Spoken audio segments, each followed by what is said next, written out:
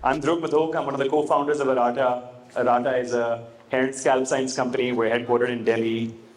A few years ago, my son fell into the swimming pool. And instead of panicking or worrying or stressing, I just pulled him out and I laughed and I looked at him and I said, "You must have been really thirsty." And I looked at my wife and she smiled back. And I knew in that moment that everything was happy. And I realized, here's what happened. I used humor, and instantly, fear became relief, panic became connection and positivity, and what could have been a traumatic experience became a positive memory and a positive association. Today, my son absolutely loves to swim. And I've realized, that humor is not just entertainment. It's a survival mechanism, it's a coping mechanism. I would even say it's a thriving mechanism. And humor works in many, many ways. It works as a great leveler, no matter who you are, where you're from, what you do, what your tax bracket is. I'm sure you all enjoy a good joke. It binds people together, it charms people at bars, it eases tension in boardrooms, so it can be used in so many ways. And I had one instance when I wasn't trying to be funny, but it still happened. Now, my father-in-law, contrary to what he thinks, I still believe I'm funny, but I'll tell you why he didn't really think I was funny the first time I met him. The first time I met my father-in-law, he was telling me about how he's from Chandigarh and how Chandigarh is the capital of Punjab. And he kept saying the capital of Punjab and the capital of Punjab in his Punjabi accent, and I'm hearing captain in my mind because I'm very nervous and very stressed. So he's saying the capital of Punjab, and I'm thinking the captain of Punjab, and I put my hand up and I say, "What's his name?" And he says, "Whose name?" I said, "That tall, handsome Sikh man in a white uniform. What's his name?" And he looks at me as if I'm completely cuckoo. So anyway, I was nervous, but I continued. And when you meet your father-in-law, you want to come across as stable and well put together, but my personality had other plans, and I was nervous. So I continued, and I said, "So what is it that you do for a living?" I realize now that the questions should have been the other way around, but I asked him. And he said, "I set up transmission lines for the government, and I do turnkey projects and the turnkey project and the turnkey project." And I kept hearing in my mind, I'm hearing Turkey project.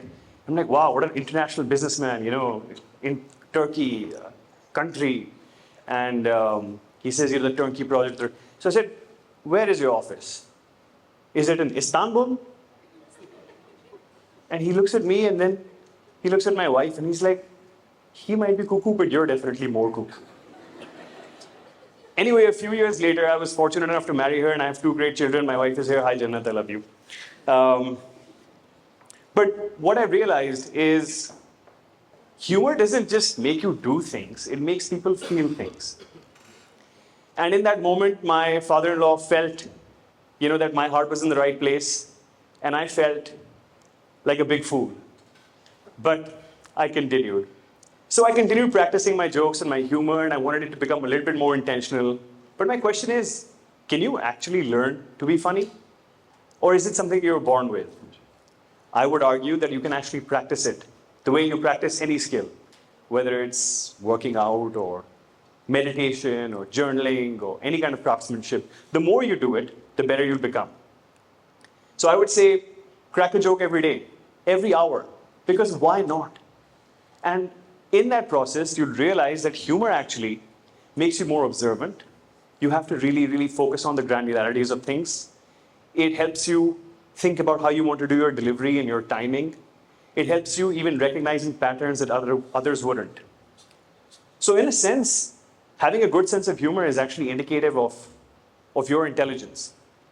Now, I don't know why people tell me I have a bad sense of humor. I don't know what that says about my IQ, but I continue through life. So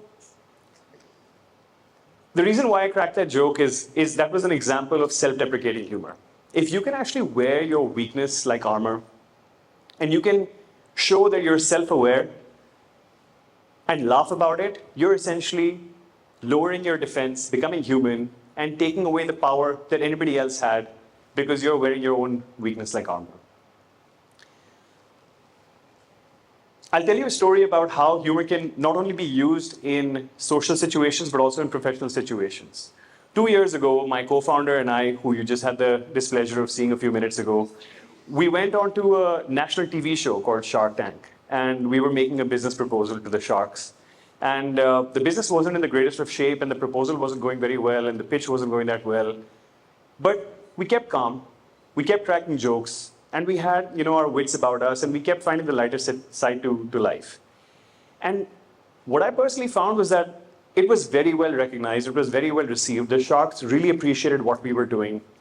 And then when the show aired on TV, it was on YouTube, we found that even in the comments, people really appreciated the fact that humor helped us stay composed and be cool and be relaxed under pressure. So it can be used in so many ways. And eventually we ended up raising money from Vinita and Namita on Shark Tank, and things worked out very well. And that was not the only instance in which we've used marketing or humor in business. One of our most successful viral marketing campaigns at Adata was with Archana Puran Singh and Samir Raina, and both of whom are great comedians, and we set up a podcast where they kind of integrated our brand into it, and it was really funny, and that became one of our most successful marketing campaigns, getting dozens of millions of views. Now, can humor always be great? No. Some of the comedians have landed up into big trouble.